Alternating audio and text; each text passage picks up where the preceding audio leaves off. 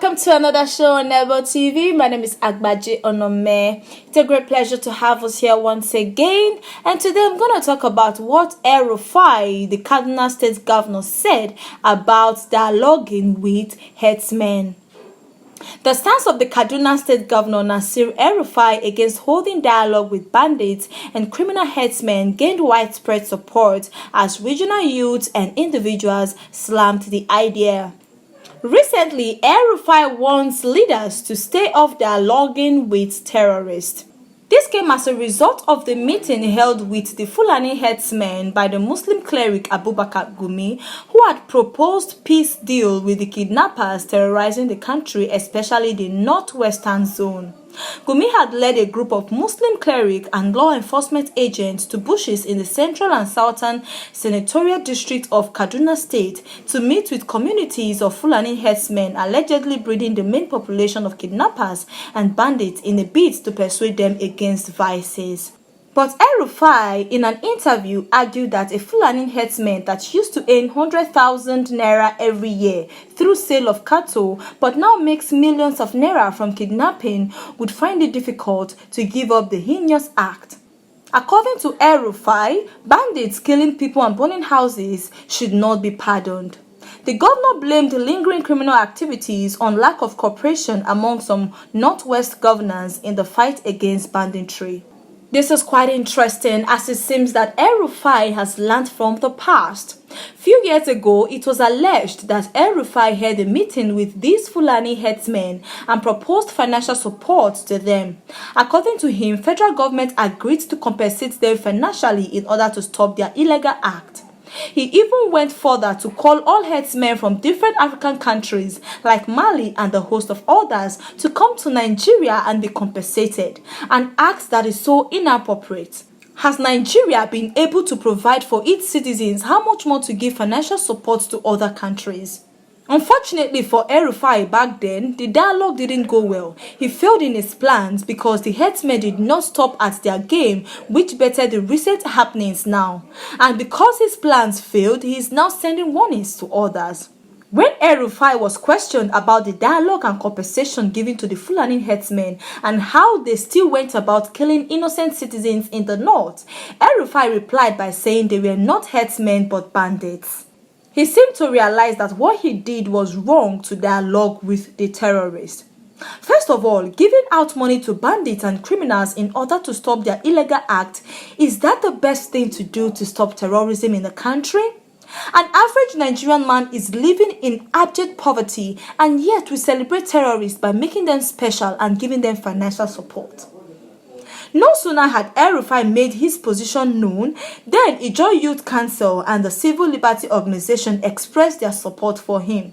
The worldwide president of the Ijaw Youth Council, Peter Igbifa, in an interview said that the best way to fight criminality is to stop it permanently by getting the bandits arrested and prosecuted to serve as deterrents to others.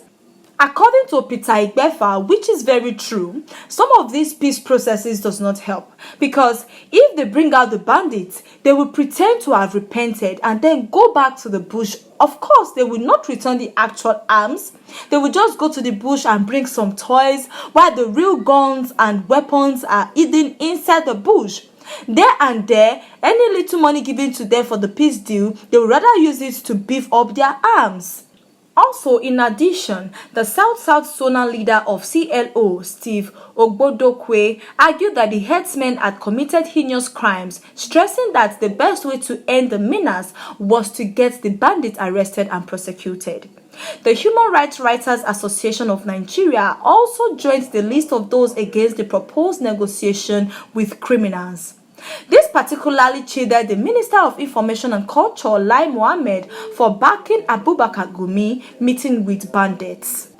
The national coordinator of the group, Emmanuel Umubiko, said as people like Lai Mohammed attempt to continue to shield and cover the terrorists up under the pretense of government using some back channels to address the security challenges in the country, the killers will continue to have field day.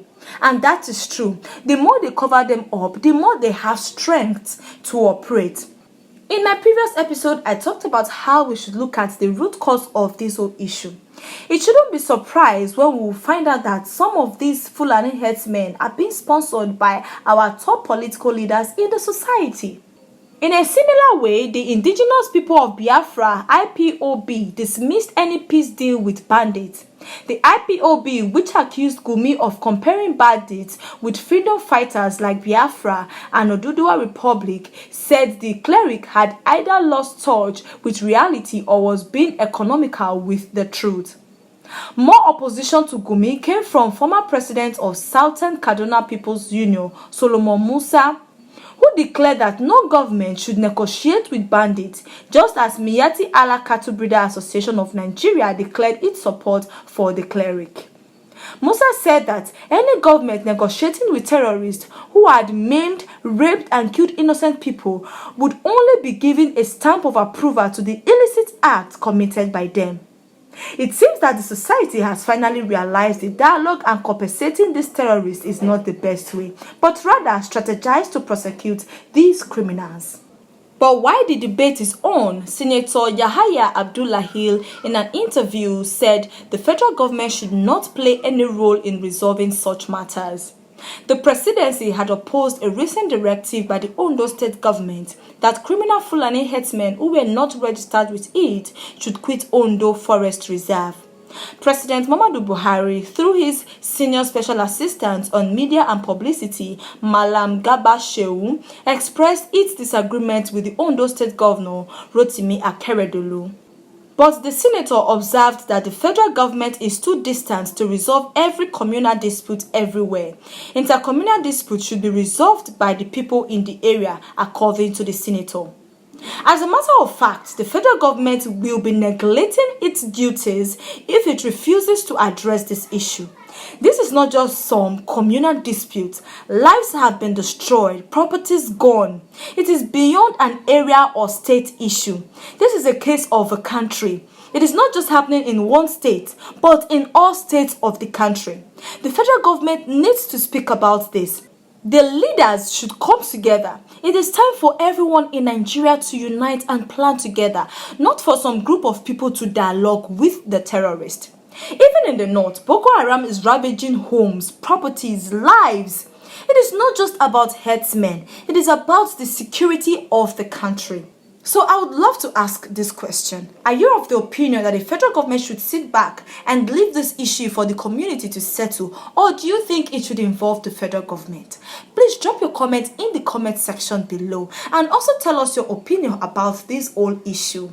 Alright, we're going to wrap up here. Thanks for staying with us on Nebo TV today. My name remains Agbaje Onome. See you next time. God bless you and God bless Nigeria.